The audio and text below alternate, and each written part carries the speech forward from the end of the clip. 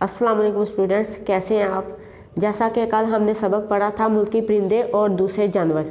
आप सब जानते हैं कल मैंने आपको मुल्की परिंदे दूसरे जानवरों की खसूसियात के बारे में भी बता दिया था। आज आपको जो बताने जा रही हूँ वह सियाको सबाक के हवाले से नस्ल पारी की तशरीह। मैं आपको इसका तरीक़ाकार पहले भी बता चुकी हूँ, दोबारा फिर रिपीट कर रही हूँ ताकि न्यू आने वाले जो स्टूडेंट्स हैं वो इसमें शामिल हो सके। तरीक़ाकार बेटा जिसका ये है, सबसे पहले हमने क्या लिखना है, इक़्तिबास। हमें सफ़ा नंबर 81 यानी 81 सफ़ा दिया गया है। टॉपिक हमारा है भैंस। भैंस के अगर शुरू में से, जैसा कि मैंने बताया हुआ, अगर हम शुरू में से लें तो हमें उसके पीछे से वजाहत करने की ज़रूरत नहीं पड़ती। अगर पैराग्राफ जो है दरमियान में से आ जाता है या आखिर में से आ जाता है, फिर हमें शुरू से थोड़े से पॉइंट्स को शामिल करना पड़ता है ताकि इबारत का एक जो ताल्लुक़ है वो बरकरार रहे। हमारे पास सफ़ा नंबर 81 है। टॉपिक इसका है भैंस। हम पूरा पैराग्राफ नहीं लिखेंगे क्योंकि पूरा पैराग्राफ लिखने से आपका टाइम भी वेस्ट होता है। हम क्या करेंगे, इस पैराग्राफ को आपको तकरीबन दिया गया है, भैंस अगर वर्जिश करती दरमियान में से, हम उस पैराग्राफ को हज़फ कर लेंगे, यानी पैराग्राफ की पहले एक दो लफ्ज़ लिख लेंगे, दरमियान में डॉट की लामत लगा लेंगे और जहाँ पैराग्राफ हमारा ख़त्म होता है वहाँ पर हम आखिरी एक दो लफ्ज़ लिख लेंगे। इससे ये फ़ायदा होता है पढ़ने वाले को और आपको भी पता चलेगा ये पैरा यहाँ से लेकर यहाँ तक हमें दिया गया और हमने इसकी तशरीह करनी है। सबसे पहले तशरीह का तरीक़ाकार ये होता है कि हमने हवाला मतन का मतलब होता है इबारत, यानी जो पैराग्राफ आपको दिया गया है आपने उसके बारे में बताना होता है ये कौन से सबक में से लिया गया है और इस सबक को लिखने वाला कौन है। उन्वान है हमारा मुल्की परिंदे और दूसरे जानवर। अफसाना निगार है हमारे शफीकुर रहमान।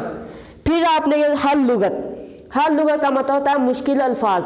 आपको पैराग्राफ के ऊपर अंडरलाइन करके दिया जाता है कि जो मुश्किल अल्फाज होते हैं आपने उनके मानी दर्ज करने होते हैं। छुरेरी का मतलब होता है दुबली पतली, मशगला पसंदीदा काम, नीम बाज आँखें, शराबी आँखें यानी आधी खुली आधी बंद, जो सोने वालों और जागने वालों की हालत की होती हैं। उफ़क़ का मतलब होता है आसमान। कियास राइया का मतलब होता है अंदाजे करना। इसके बाद आ जाता है सियाको सबाक में हमने ये बताना है कि सबक में शफीकुर रहमान ने बड़े मज़ाही अंदाज में मुख्तसर साइज़ का सियाको सबाक है। तफसील में जाएंगे क्योंकि हर परिंदे की और हर जानवर की अपनी अपनी खसूसियत है, इसलिए इसका बहुत मुख्तसर लिखेंगे हम। इस सबक में शफीकुर रहमान ने बड़े मज़ाही अंदाज में मुल्की परिंदों और जानवरों की खसूसियात को बयान किया है। ये था सियाको सबाक। अब हमने तशरीह करनी है।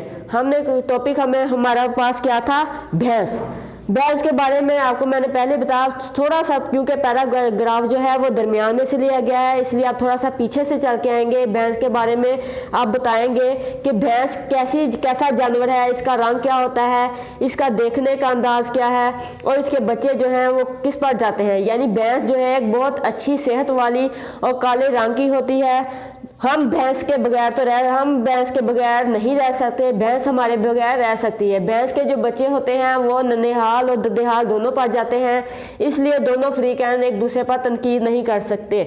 भैंस आमतौर पर चारा खाती है। इसके बाद अब अपने पैराग्राफ की तरफ आ जाए। आपने पीछे से थोड़ा सा भैंस का जो हवाला है, भैंस के बारे में आपने बता दिया, पढ़ने वाले को पता चल जाता है कि आप भैंस के बारे में क्या कुछ जानते हैं। अब हम दिए गए पैराग्राफ की तशरीह करेंगे।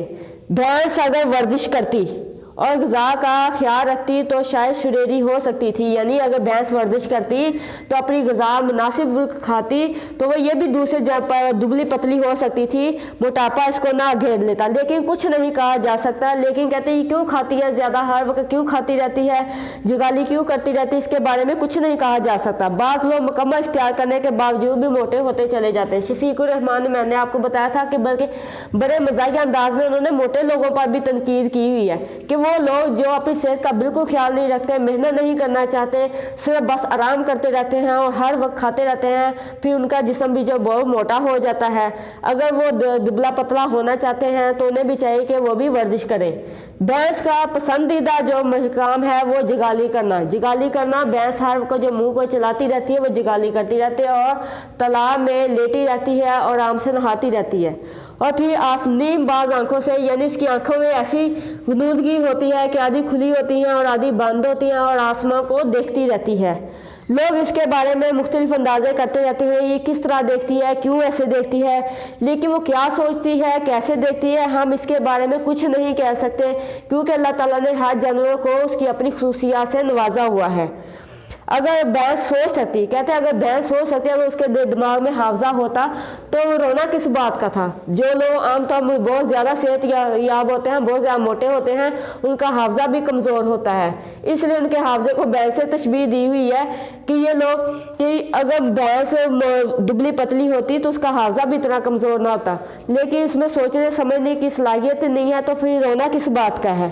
اسے کل کی بات یاد نہیں رہتی۔ یہ تو بہت اچھی بات ہے کہ بھینس کو کل کی بات یاد نہیں رہتی، ورنہ ہم اس کے دودھ سے بھی محروم ہو جاتے کہ مجھے کل کسی نے چارہ نہیں ڈالا تو اس طرح میں دودھ کیوں دوں، تو ہم اس کی دودھ سے ہم بھی محروم ہو جاتے۔ یہ ہمارے لیے بہت خوش قسمتی کی بات ہے۔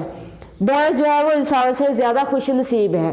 یہاں تک آپ کا پیراگراف تھا، یا آپ نے اس کی تشریح لکھنی بھی ہے اور یاد بھی کرنی ہے۔ امید ہے کہ آپ کو میں پڑھایا ہوا جو سبق ہوگا وہ یاد ہو گیا ہوگا۔ اگر آپ کو کوئی مشکل ہو، دشواری ہو، آپ واٹس ایپ گروپ میں میسیج کر سکتے ہیں۔